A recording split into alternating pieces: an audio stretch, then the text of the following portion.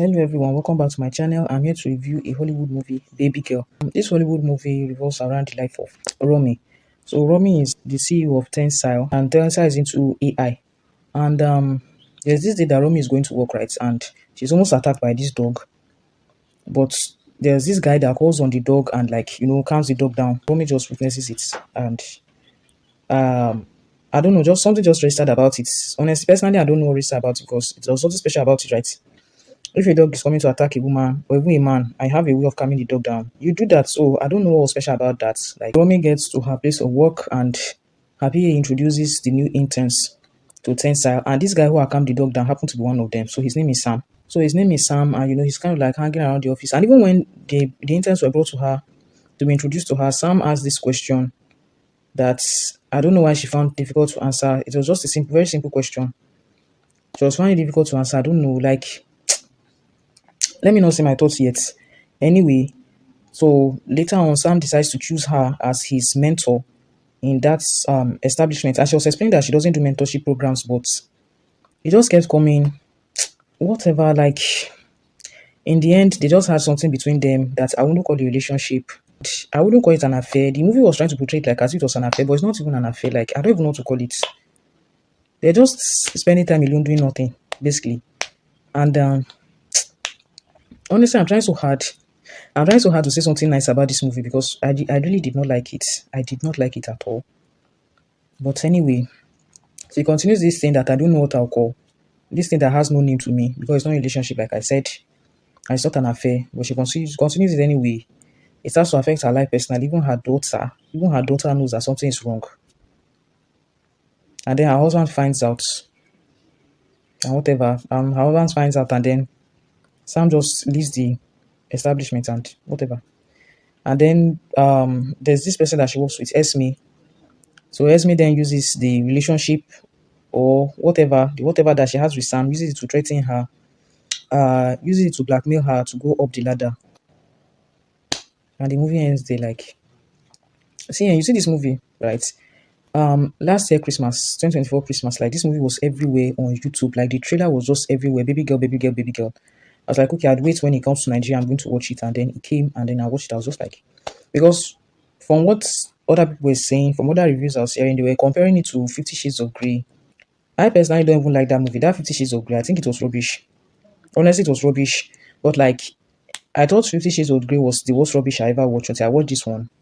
And then I realized that this one is more, it's, in fact, 50 Shades of Grey makes so much sense. Right now, thinking about it, 50 Shades of Grey makes a lot of sense. Why do I say that? Because Christian Grey has something that brought, I forgot the name of the lady, the main character. Christian Grey has something tangible that brought the main lady, that made her keep coming back to him, right? He had wealth, he had poise, he had everything, right?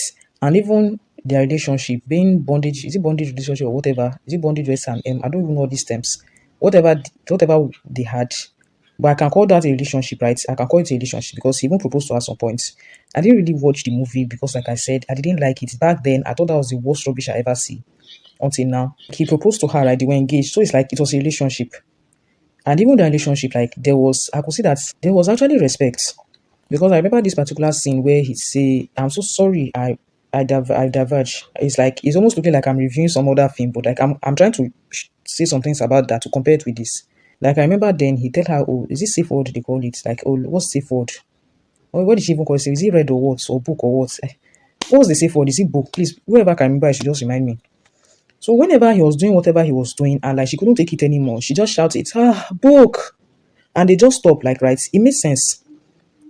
It makes sense because it's a sign of respect. Like for someone to say whatever they want to say, for you to stop and then you stop, it's a sign of respect. So when people were reviewing this movie and comparing it to 50 Shades of Grey, and I watched this movie, I was like, what in the land of book is going on here?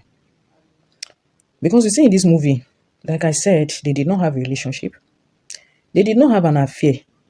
Why did I say they did not have an affair? When she went to see, that's when Romy in this film went to see Sam in his home that looked like what? It was like a motel, $10 per night motel or whatever. And then they were together. Was he trying to order her to do like, the whole thing was just messed up. It looked like a joke. First of all, he told her to stay in the naughty corner, which I think is stupid, right? And then after telling her to stay in the naughty corner, he told her to lie down.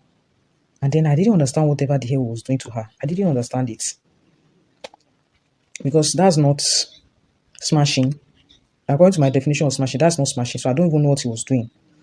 And in the end, it turned out that he was just blackmailing her, manipulating her, using reverse psychology. He was using reverse psychology or what?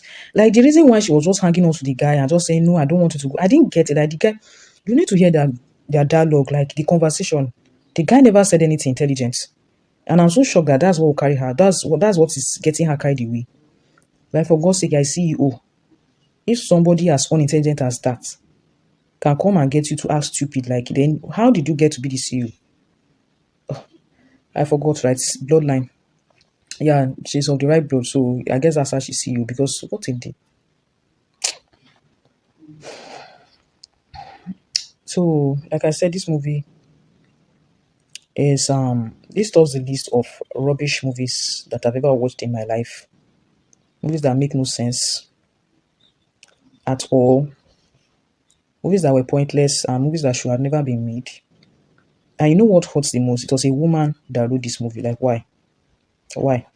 And I've noticed that thing in Hollywood movies these days where they write stories like if a woman is in a position of power, then she has some sort of sexual, she's like a sexual predator, or what would I say? She's sexually insatiable. Like why?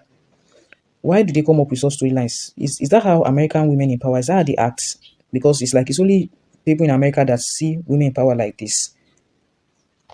And I don't know where that kind of opinion is coming from, because a woman who is a CEO, you have a lot. That's why I said this movie is actually not making any sense. A woman who is in a power position has a lot to deal with every day. You deal with office politics, you deal with decision making. Only that can stress you out. What are we even saying? Those of us who work in a normal office that are not even in positions of power, we are being stressed out by the time we come back from work. Not to now talk of a CEO. Where in the world we see we have time to go clubbing with some dude who doesn't even know what he's doing with his life as an intern?